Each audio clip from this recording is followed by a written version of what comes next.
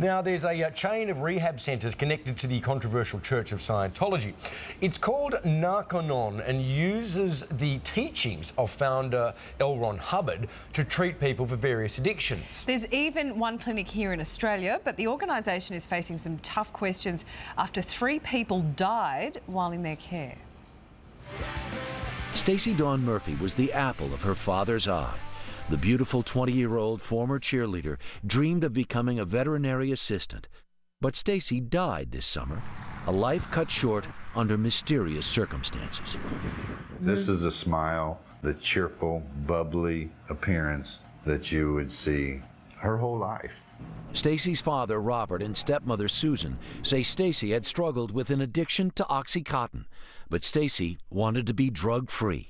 Narconon, the most effective drug So she checked into a drug rehabilitation center she found online. It's called Narconon Arrowhead, and it's located in a remote area of Oklahoma. We are the authorities on getting people off drugs. We are the authorities on the mind. We are the Famous Scientologists like Tom Cruise and Kirstie Alley have touted Narconon's value. A kiss and a Hawaiian lei. A crew from Extra captured John Travolta and Kelly Preston hosting a fundraiser for Narconon's Hawaii facility in 2007.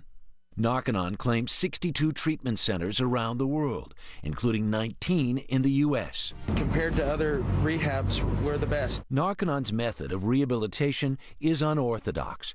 Patients are called students, and they study a series of 8 books based on the writings of Scientology founder L Ron Hubbard. She says, they got us doing this weirdest stuff, Daddy.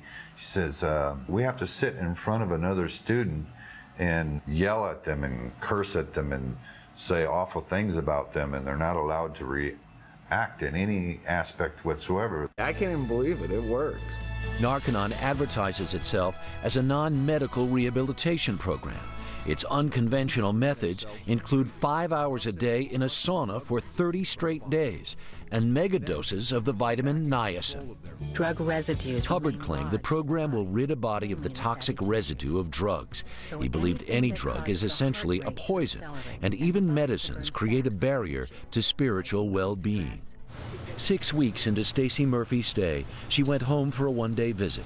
According to Narconon clients interviewed by the local sheriff's department, upon her return, Stacey used drugs she had smuggled back into the facility.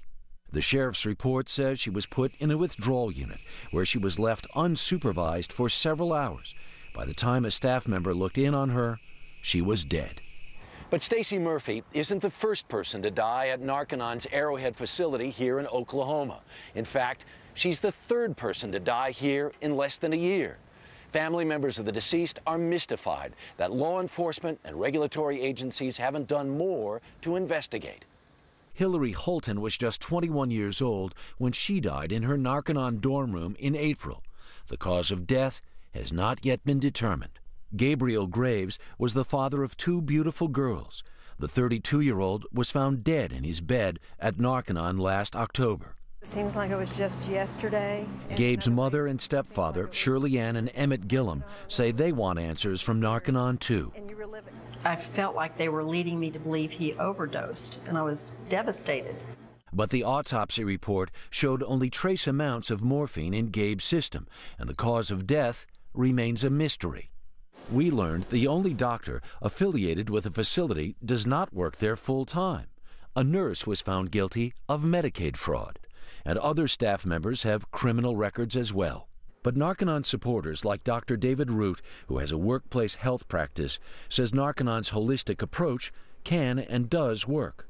In my experience, the Narconon Hubbard detoxification program is the most effective program for getting students, drug abusers, off of their drugs, and it works.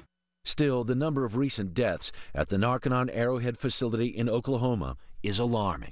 Narconon International declined our request for an on-camera interview, but sent us a statement saying 3 out of 4 Narconon graduates are able to live stable, drug-free lives.